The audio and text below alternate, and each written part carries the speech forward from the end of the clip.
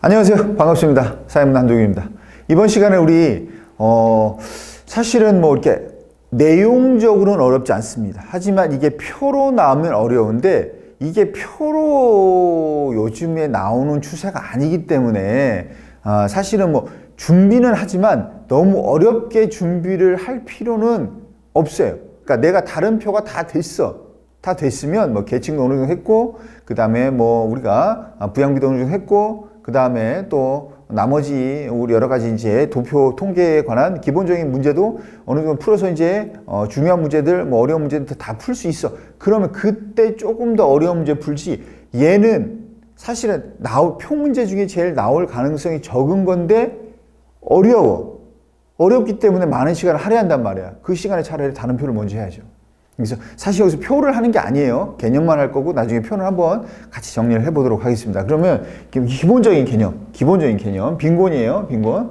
자, 보시면 빈곤이란 건 사실은 되게 뭐냐면 상대적인 거잖아. 부족한 상태란 말이에요. 빈곤, 부족한 상태. 그 부족한 상태인데 그 부족한 상태를 우리가 어떤 게 부족한 상태 정의 내릴 때 두 가지의 기준에 따라서 우리가 빈곤을 나눠본단 말이야. 하나의 빈곤은 뭐냐면 절대적 빈곤, 하나의 빈곤은 상대적 빈곤이야. 그럼 절대적 빈곤은 뭐냐면 최소한의 생활 수준에 미치지 못한, 그러니까 최소한의 사람이 생활하는 데 있어서 이 정도 수준, 의식주가 이 정도 수준은 돼야 되는데 거기에 미치지 못하는 정도. 그러니까 최소한의 생활 수준입니다. 기억해야 돼요. 개념. 이게 사실은 별거 아닌데 중요한 거야. 최소한의 수준. 자, 그러면 얘는 그럼 상대적 빈곤 비교할게요. 뭐냐? 사회 내에서 상대적 위치.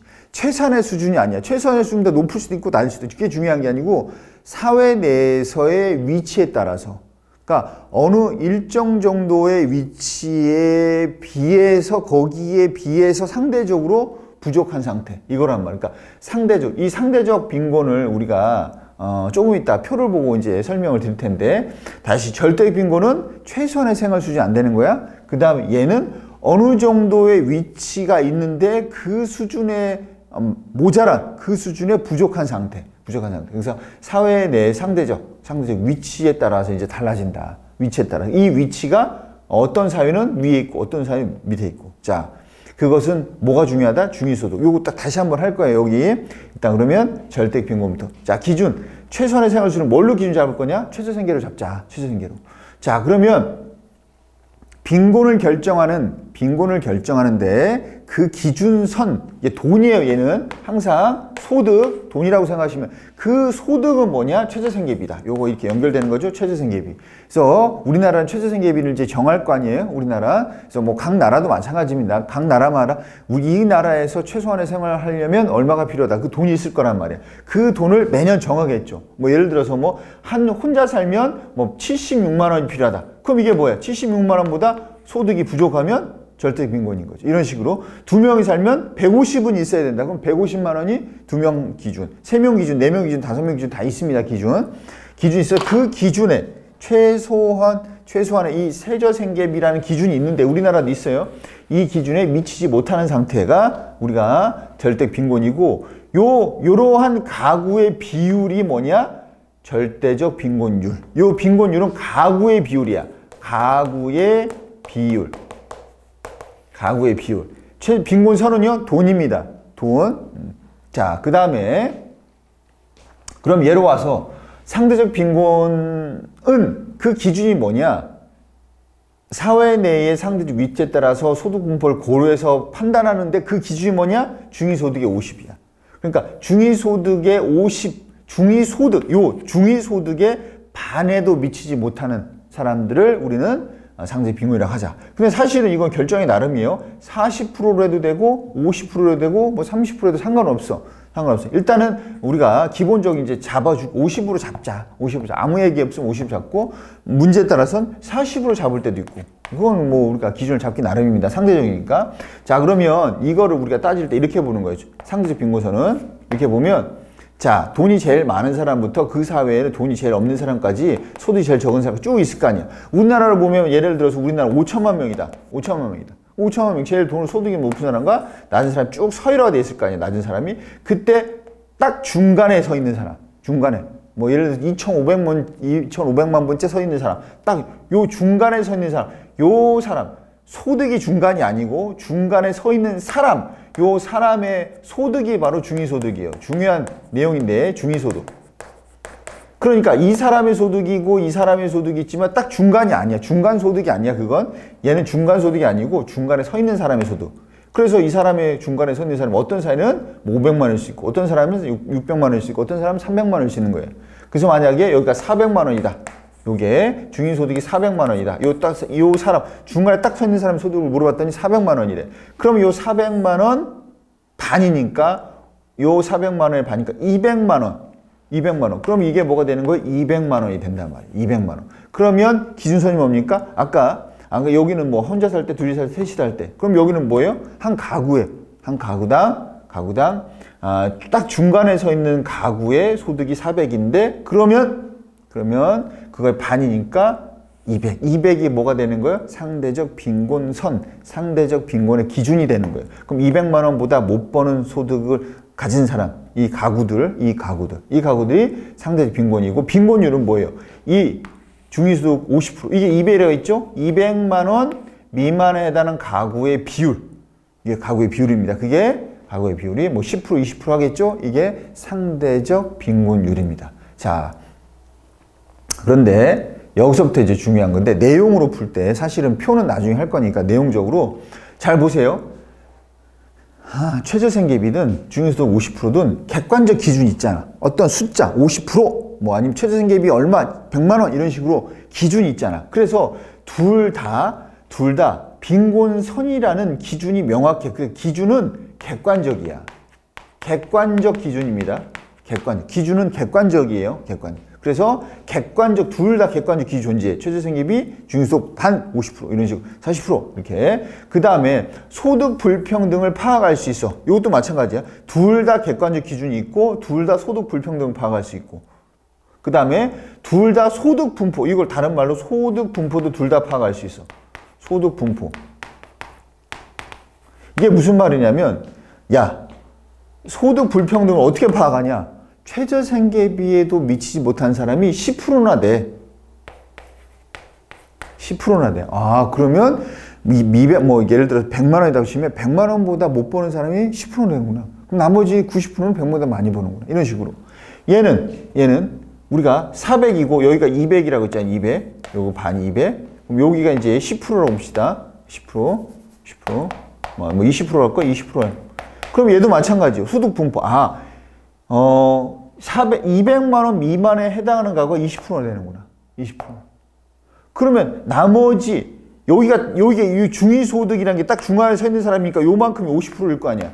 그러면 여기가 20%가 200만 원 미만이면 나머지 30%는 뭐예요?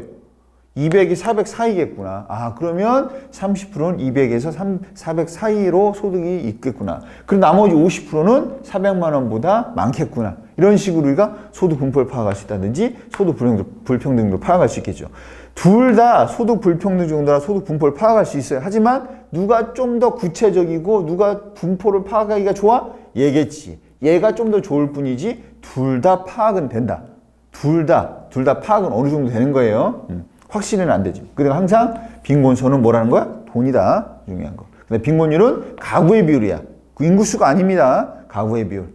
그 다음에 우리가 항상 표를 풀 때 이건 표에서 나오는 포인트니까 여러분들 신경 쓸 필요는 없고 표 할 때 하시면 돼요. 사실은 여기서 항상 돈, 가구의 비율, 가구 수, 인구 수 이런 식으로 나오니까 사실은 기준이 되게 여러 가지야. 그래서 문제를 푸는데 어려움이 있는 거고. 마지막 하나.